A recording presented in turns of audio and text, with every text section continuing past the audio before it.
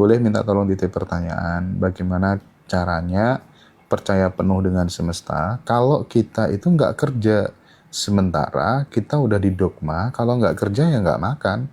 Terima kasih banyak sebelumnya Mas Hendra. Ini teman dari ini Bu sama Nur Aini mungkin ya. Jadi rumahnya kalau nggak salah di Jakarta lah ya. Gimana Mas? Oke, jadi gini, dogmanya masyarakat itu bilang bahwa kalau nggak kerja kita nggak dapat uang, ya kan? Itu dogma utama. Dan banyak orang nggak kerja tapi uangnya banyak. Ya. Banyak juga orang kerja uangnya dikit. Oke, iya. Contohnya Bapak Joko. Atau inilah, tak ceritani dulu kisahku lah. Ini, kan aku jarang-jarang ceritakan. Jadi mamaku itu seneng banget beli strawberry Korea itu loh. Kalau di Bali di Bebito, kalau di Surabaya mungkin papaya. Kalau di mana itu, di Malang biasanya di Superindo. Itu kan harganya 400-an kan. Mungkin zaman dulu 300-an, sekarang 400-an. Nah, karena aku anak pertanian, aku tahu itu harganya aslinya cuma 30.000. Nah, aku nggak nyaman dong, ya kan? Gara-gara mamaku sering beli itu. Mungkin seminggu sekali,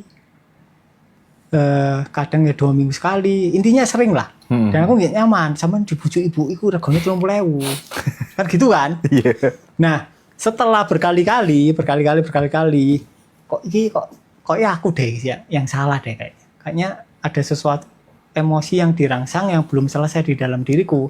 Akhirnya aku waktu itu ke Superindo setiap hari selama seminggu.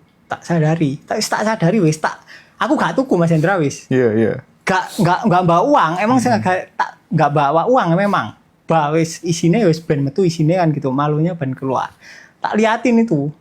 Jadi selama 5 menit tak liatin, besok balik lagi. Jadi selama seminggu. Setelah seminggu rasanya netral, ya udah aku nggak balik lagi. Terus mamaku tetap beli anu dan aku nyaman-nyaman aja. Nah, ketika nyaman-nyaman aja, nggak lama dari itu aku baru sadar kalau ada channel bisi tua. Yang awalnya itu udah ada pemasoknya, ada suppliernya, ada penerimanya. Jadi kalau dia butuh, dia tinggal ngomong ke aku tinggal manggil ini. Ternyata udah ada semua. Ya udah. Kan bisi tua banyak kan, dapatnya kan. Mungkin setahun bisa M lah. Nah dari situ doang. Kan ya kita nggak ngira lah itulah. Iya. Atau juga ada ceritanya Kek Queen ya dari Bali. Jadi Kek Queen itu alumni kita angkatan pertama sebelum ngaji Roso ya. Sebelum ngaji Roso. Jadi dia itu sudah di grup kita sejak 2021. Jadi ceritanya gini. Dia tuh tak suruh sadari aja, pokoknya apapun yang terjadi disadari aja gitu. Jadi ketika dia kan nggak kerja, suaminya juga nggak, sadari aja gitu. Terus suatu ketika dia dipecat dari pekerjaannya, tak suruh sadarin aja. Waktu itu kan aku liburan di Bali kan, tahun berapa itu ya? 2022. Aku kan di Bali 4 bulanan kan. Orangnya ke aku, Mas, piye aku dipecat ya? Ya gak apa-apa Bu dipecat, tapi piye ngono kan. Terus disadari aja gitu. Disadari, setelah dia sadari 3 bulan, bagi orang 3 bulan itu kan lama kan. Tapi di ruang kesadaran itu nggak ada lama, nggak ada cepet. Kalau kalian sadari ya udah, kalian tinggal ya nikmati hidup, nggak perlu kalian tunggu-tunggu. Selang 3 bulan tiba-tiba ada orang ngontak dia di kafe, tiba-tiba ada orang nawarin jadi manajer hotel, manajer villa ya, manajer villa. Jadi dia mengelola beberapa villa. Berarti pendamanya atau perasaannya mulai geser nih. Terus gak lama, serang 3 bulan, dia dipecat lagi. Dipecat lagi, yang awalnya gajinya udah 20 juta, sekarang dipecat lagi. Bingung lagi dong. Oh berarti emosimu belum semua, kayak ya udah diterusin aja gitu. Nah gak lama setelah itu, selang 2 bulan, dia lagi jalan-jalan di Canggu kalau nggak salah. Tiba-tiba ada bule tanya, Mbak, ada tanah dijual nggak di daerah sini? Oh nggak tahu Pak, tapi coba minta nomornya nanti tak hubungi. Sampai sekarang dia jadi makelar dan uangnya banyak, ratusan. Dulu padahal gajinya paling cuma 3 jutaan ya. Nah itu Kita nggak tahu, ininya kita nggak tahu frame-nya kemana, udah dinikmati aja. Kalian sadari sensasinya, perasaannya, kalian nikmati. Gampang aslinya. Butuh nyali untuk kemudian melawan dogma itu, mesisan sekalian gitu loh maksudnya ya, mesisan gitu Butuh loh keberanian. ya. Iya, sekalian gitu aja gitu ya. Kalau orang kondisinya 0 kan pasti berani kan? Iya, Iya kudune kan? ngono Apalagi iya. kalau minus kan, ya wis lah gitu kan. Sing maga iku kadang. Yang maka itu biasanya yang setengah-setengah itu. Tapi kalau misalnya dalam konteks relationship gitu, Mas Riko, kadang kan ketika kemudian aku melihat banyak case dari teman-temanku gitu kan, ada yang kemudian pasangannya itu dibebaskan, mau kemana gitu ya, dan dia meyakini dengan cara membebaskan itu justru kemudian pasangannya nggak bakal neko-neko gitu. Tapi kenyataannya banyak yang sebaliknya.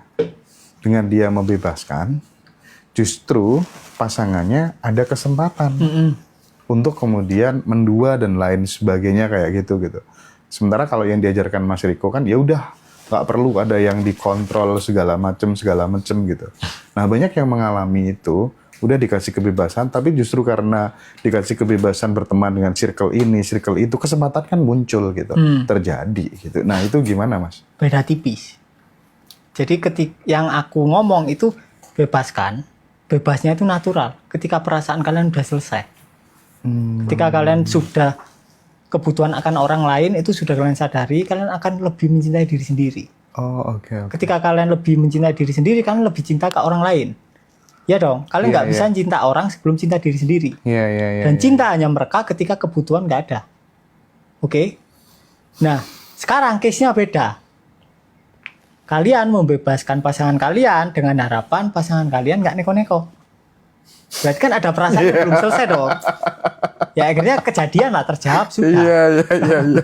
Oh gitu. Makanya sensasinya atau perasaannya kalian selesaikan dulu. Ini tentang diri kalian, bukan orang lain. Oke. Nah itu berkali-kali Om Joko itu ngingetin di grup. Ini tentang kalian bukan orang lain. Ini tentang kalian bukan orang lain gitu ya. Nah itu. Mulai ngeh ya teman-teman ya. Iya. Sakti sih emang. Riko Hutama itu ya. Mantap ya. Oke. Mantap. Ngeh semua kan ya. Keren. Ada yang mau nitip pertanyaan nggak? Aku tuh ada host cadangan sih, cuman nggak bisa datang sore ini gitu ya. Jadi nggak apa-apa, aku lanjutkan dulu teman-teman ya. Bolehkah aku nitip Kak? Aku mau bilang gimana caranya biar nggak terus kepikiran bayar hutang harus gimana dan dari mana, sedangkan penghasilan minim yang menurut logika mustahil Kak. Tadi udah dijawab sama Mas Riko gitu. Jadi disadari, dinikmatin aja perasaan itu sampai kemudian nanti ganti sensasi yang baru gitu ya Mas Riko ya. Betul. Nggak usah dilawan-lawan. Nggak usah dilawan. Kalau kalian lawan malah bertahan. Kalian kan ngasih energi dengan perlawanan kalian kan. Oke. Makanya perlu dibiarkan. Nah, Mas Riko tuh pernah kan kita wawancara, kalau nggak salah kita membahaskan tentang sesuatu yang gaib gitu ya. Orang bahagia itu biasanya nggak punya pengalaman gaib gitu. Bener nggak Mas Riko gitu? Tentang ini gimana? Apa kaitannya orang yang banyak masalah melihat sesuatu yang gaib gitu? Gimana tuh Mas? Jadi gini. Orang kan ada yang percaya gaib, ada yang enggak. Oke. Percaya setan, ada yang enggak. Biasanya orang yang percaya setan itu banyak apa ya? Itulah apa itu? Banyak memendam perasaan. Akhirnya dia ngurusi setan. Kalau sampean bahagia, sampean nggak akan kepikiran setan sekalipun. Nggak ngurus, meskipun katanya di jendela ada kuntilanak ngawang, sampean nggak ngurus wis. Bapak ngawang lah, ya wis kan gitu kan. Tapi kalau sampean ada perasaan sedih, takut, itu pasti kebayang-bayang. Paling gampang itu ngeceknya gini. Kalian mandi, kalian sampoan 5 menit, sama kalian merem. Kalau kebayang setan berarti ada ketakutan. Kalau nggak kebayang berarti aman. Iya kan? Oke.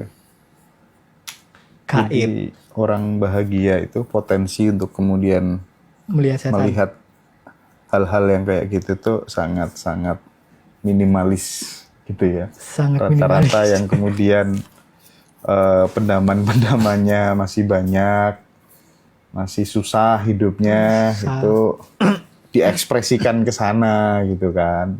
Iya sih Mas, rata-rata banyak yang seperti itu. Mm-mm.